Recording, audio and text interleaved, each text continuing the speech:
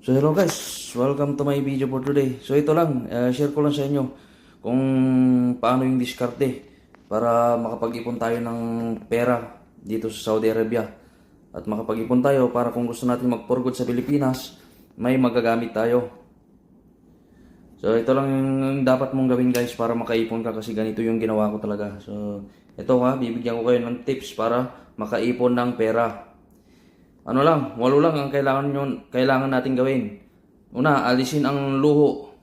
So, yung luho sa katawan, hindi naman natin maiwasan yan. Pero bawasan lang natin. Kumbaga, yung mga hindi naman natin dapat pakinabangan,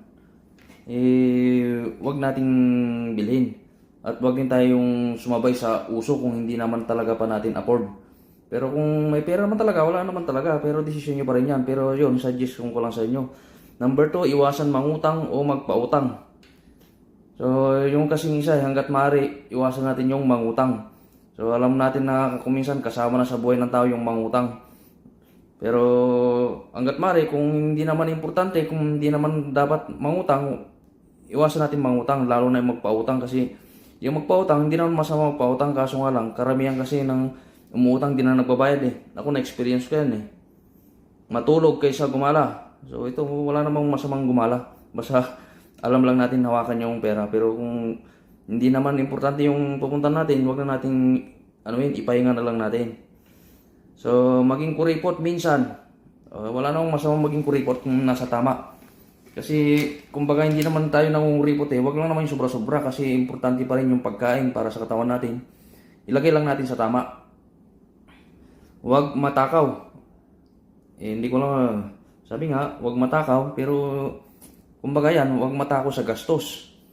Sabi nga, ayusin ang paghawak sa pera. Yan yung panglima. So yung panganim, makontento sa mga bagay na meron ka. Yun yung tinatawag na makontento ka. Huwag mong hangarin ang isang bagay na hindi mo pa kaya. Pero darating din na araw, makakamit din natin yun sa awat gabay ng Panginoong Diyos. Huwag masyadong galante sa iba. So yun, bawas-bawasin din natin yan. Kasi sa tutusin lang talaga, isipin din natin yung galanti natin sa kanila, yung ginagawa natin sa kanila, kaya din ba nilang gawin sa atin? Kasi kung minsan kinakaibigan lang tayo kasi may kailangan sila kaya bawasan natin yan. Huwag tayong masyadong galanti sa mga kaibigan. At pangwalo, magtayo ka kahit maliit na negosyo. So ito yung isang number 1. Ito yung pinakamaganda na dito. Na suggestion dito talaga. Mag-invest para pag-uwi sa Pinas, may pagkakakitaan at hindi tayo masisiro. So yun lang guys. Sana nagustuhan nyo yung aking suggestion guys.